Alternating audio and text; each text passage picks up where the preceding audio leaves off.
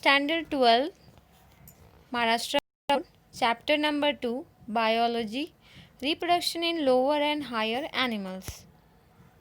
Now, what is reproduction? It's a biological process of formation of new life forms from pre-existing similar life. Now, what are the importance of reproduction? First, that it enables the species to survive over a long period of time. Second, it maintains the continuity of the species. Let's see next the two types of reproduction. Firstly is asexual and secondly is sexual. Now what about asexual reproduction?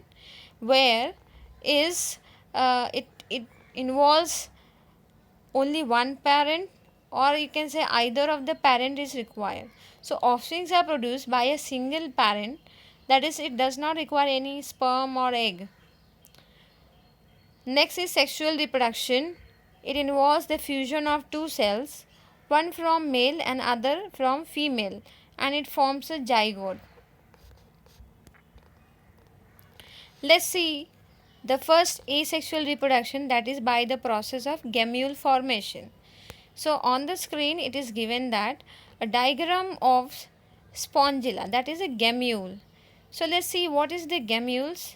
So when we talk about the gamules, is nothing but it is a group of mass of cells, that is a archaeocytes. It is a bud.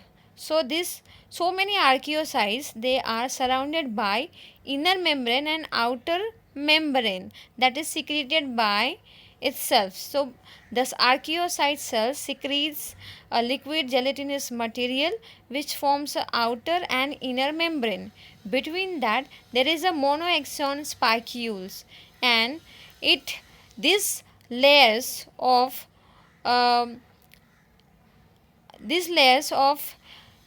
outer layer of the gamules which forms resistant capsule. So it becomes very resistant to the rain, to the extreme climatic condition, and that's how it survives within inside. When the favorable season comes, then there is a site from where it get dissolution, means it get dissolved, and it forms a tube like structure that is called micropyle, from where archaeocytes comes out, and each archaeocyte develops into a new kind of individual. Mostly this kind of asexual reproduction is found in cases of sponges. Next asexual types of reproduction is nothing but budding, which is found in hydra. So hydra, where you will see a parent body and young bud.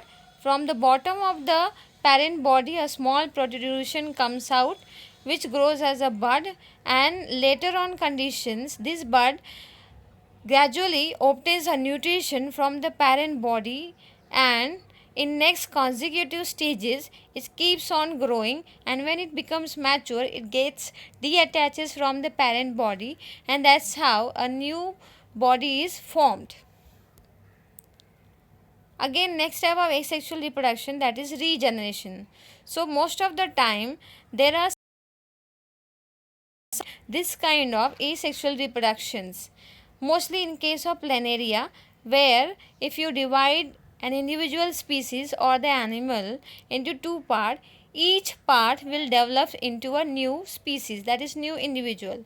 For example, here in case of planaria, if the body is divided from the middle, or maybe if we do not divide it, this process takes place naturally, and suppose the head part is divided which is lacking the tail part, so that head part will synthesize the tail part, and similarly the tail part is lacking with the head part, that will gradually synthesize into a head part, and that's how the two new species or new individuals are formed. So this is the example of regeneration.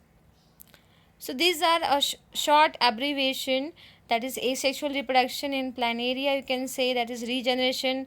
Hydra shows a budding asexual reproduction. In case of starfish is also an example of kind of a regeneration reproductions.